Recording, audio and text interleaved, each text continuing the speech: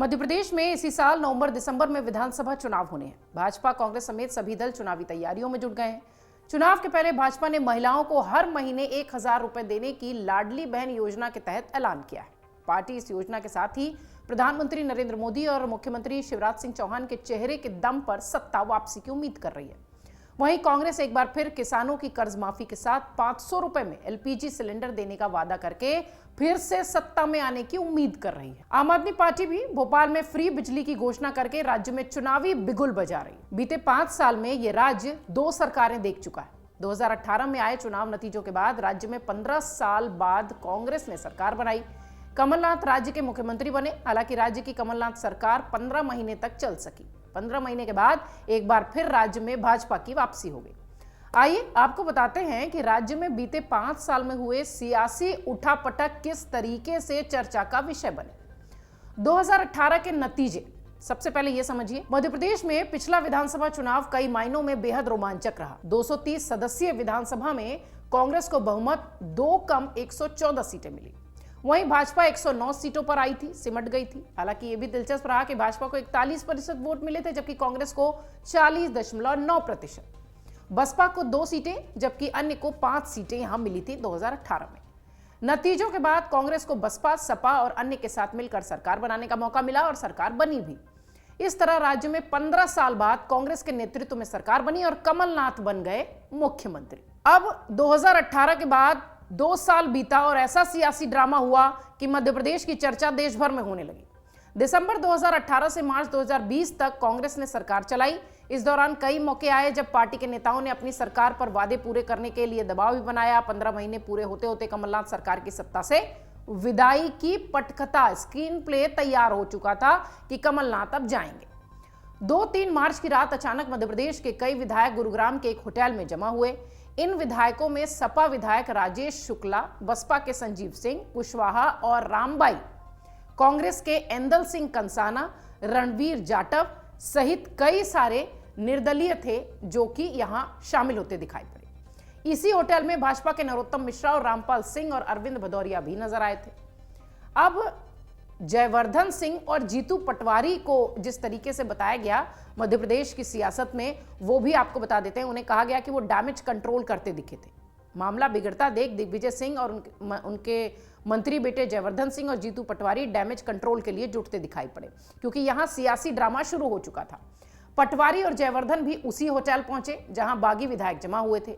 करीब 2 घंटे के ड्रामे के बाद दोनों रमाबाई और 3 कांग्रेस विधायक एंदल सिंह कंसाना, रणवीर जाटव और कमलेश जाटव को लेकर वहां से लौट आए।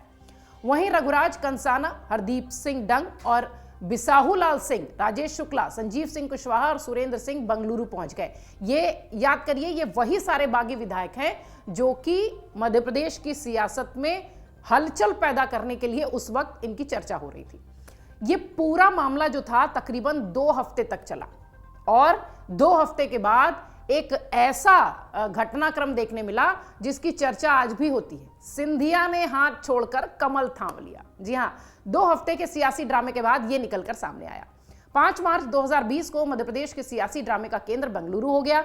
2 हफ्ते के भीतर वहां बागी विधायकों की संख्या बढ़ते बढ़ते 22 तक पहुंची। इस बीच 10 मार्च 2020 को कांग्रेस के दिग्गज नेता ज्योतिरादित्य सिंधिया अचानक प्रधानमंत्री नरेंद्र मोदी और उस वक्त भारत के गृह मंत्री अमित शाह से मिलने के लिए दिल्ली पहुंच गए। इस मुलाकात के बाद उन्होंने कांग्रेस पार्टी से इस्तीफा दे दिया। अगले दिन यानी 11 मार्च को सिंधिया ने भाजपा अध्यक्ष जेपी नड्डा की उपस्थिति में भारतीय जनता पार्टी का दामन थाम लिया। सालों से जो परिवार कांग्रेस के साथ था, अब ज्योतिरादित्य सिंधिया सीधे बीजेपी में आ गए। यह लड़ाई सुप्रीम कोर्ट तक पहुंची। राज्य में सियासी उठापटक का मामला यहीं नहीं रुका, यह मामला देश की सर्वोच्च अदालत पहुंच गया। मध्य प्रदेश में फ्लोर टेस्ट के लिए भाजपा और कांग्रेस दोनों पार्टियों ने सुप्रीम कोर्ट का दरवाजा खटखटाया। 19 मार्च को कोर्ट ने आदेश दिया था कि मध्य प्रदेश विधानसभा में फ्लोर टेस्ट 20 मार्च 2020 की शाम 5 बजे तक किया जाना चाहिए।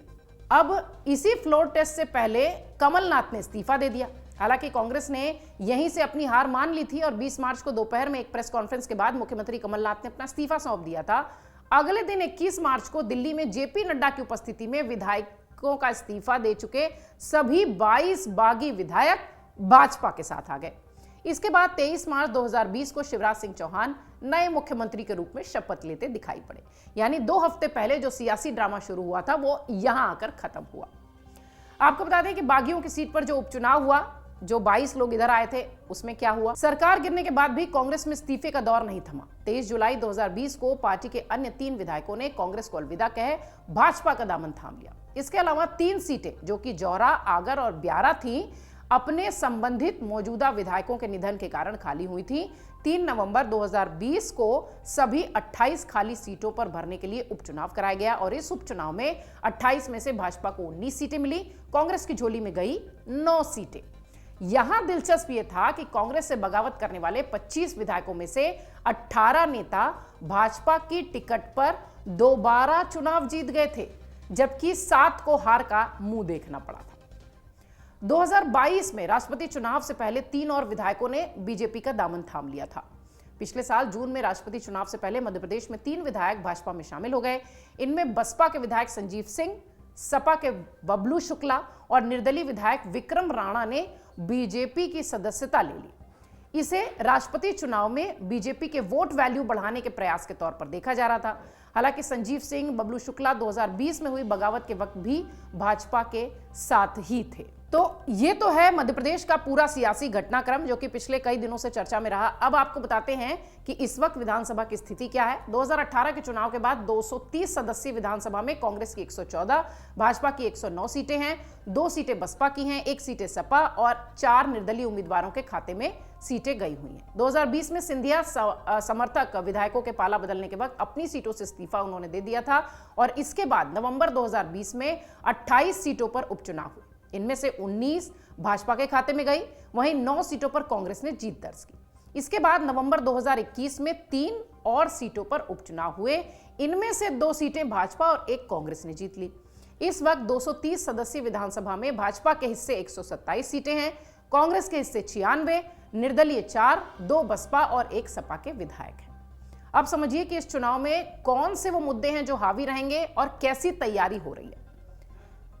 2018 में मध्य प्रदेश के चुनाव नतीजे 11 दिसंबर को आए थे। ऐसे में चुनावों को अब 8 महीने का वक्त बचा है।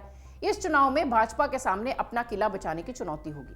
वहीं कांग्रेस 2020 में सत्ता से बेदखल होने का कसक दूर करना भी चाहेगी। युवाओं की नाराजगी दूर करने की कोशिश, राज्य में रोजगार जैसा मुद्दा भाजपा की परेशानी का सबब बन सकता है, क्योंकि इस बार मध्य प्रदेश का चुनाव वाकई में बहुत ज्यादा रोमांचक करने वाला होने वाला है। यहां पिछले चुनाव के बाद लगभग 3 लाख तक भर्तियां आरक्षण के मुद्दे पर अदालतों में रुकी हुई हैं। इसके कारण राज्य में आए दिन बेरोजगार धरना प्रदर्शन होता रहता है बेरोजगारी के मुद्दे पर। हालांकि दोबारा भर्तियां शुरू करके सरकार युवाओं के गुस्से को शांत करने की कोशिश में है, लेकिन मुख्यमंत्री शिवराज सिंह ने ऐलान किया है कि अगस्त 2023 तक 1 लाख युवाओं को सरकारी नौकरी दी जाएगी।